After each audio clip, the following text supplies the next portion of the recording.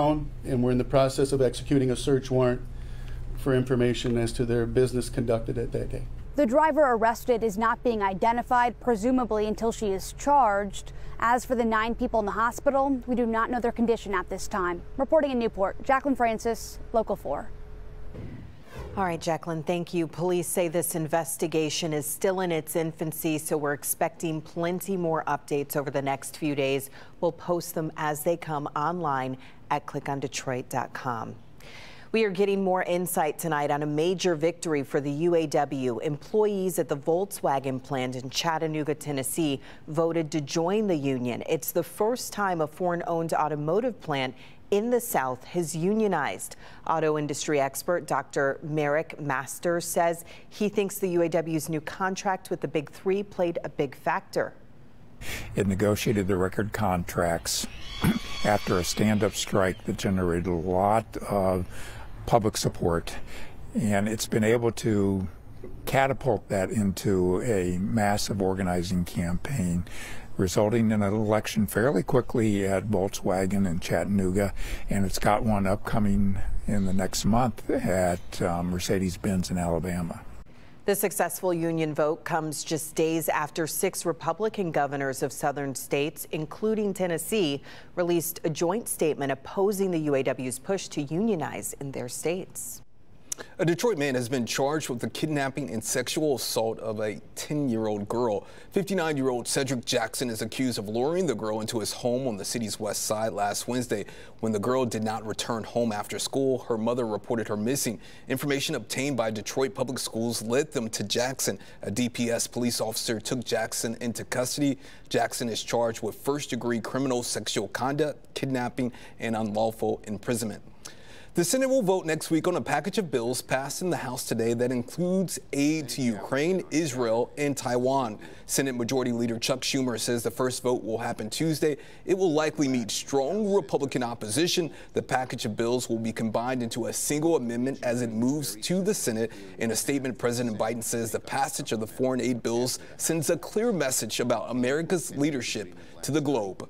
We learned today that the man who set himself on fire Friday outside the courthouse where former President Donald Trump's trial is taking place has died. The man from Florida set himself ablaze in the park near the courthouse in front of journalists and crowds who were gathered for that trial. Once the fire was put out, the man was taken to the burn unit. He died of his injuries this morning.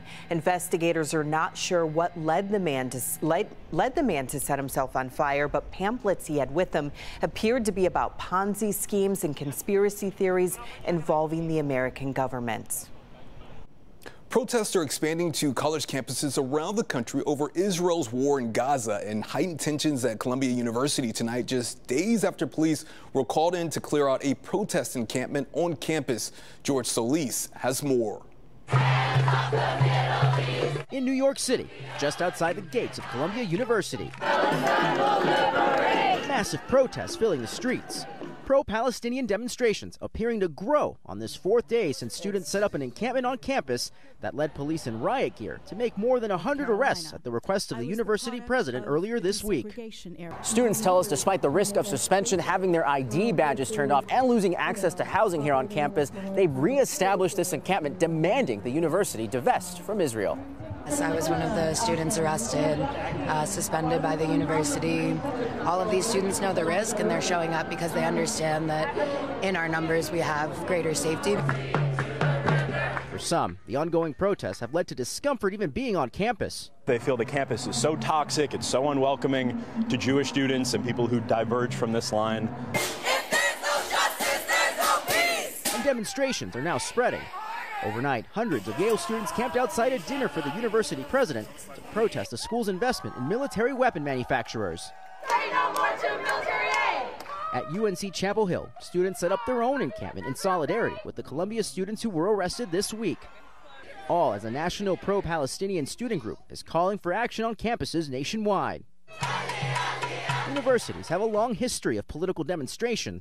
Columbia famously seeing buildings overtaken in 1968 by anti-Vietnam War demonstrators. Revolution! Tonight's protest on campus and out in the streets, once again making their stance known. on a war raging overseas. It's been 6 months and these protests have only been getting bigger, and it says so much about the hope of this movement. That was George Solis reporting. The university administration says they'll continue to enforce their rules as these protests ramp up. Getting a live look outside now at Little Caesars Arena. Fans of Nicki Minaj packed into the venue tonight for her concert. I bet that is a great concert. Ron Hilliard joins us now. And Ron, as they leave, let's hope they brought jackets and hats with them as it's cool out there. And that's the hope. I mean, it is cool out there. It's breezy, making it feel even cooler than the actual air temperatures. Here's another look at LCA downtown.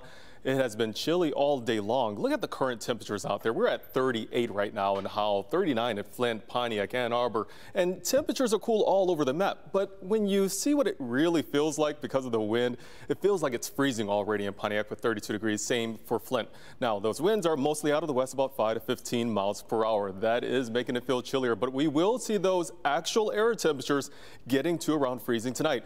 As we see these breaks in the clouds right here, that's going to help us to see those temperatures falling, and we'll see those clouds decreasing more and more as we go into the overnight hours. So here's what we have ahead of us. We have those cool temperatures tonight, and with that, the chance of some patchy fog. Tomorrow, the sunshine returns and some warmer temperatures, but then we also see the return of some rain coming on Tuesday. That's all coming up. Still ahead, traffic headaches are coming to Ann Arbor. See what event will be causing over a dozen street closures tomorrow morning.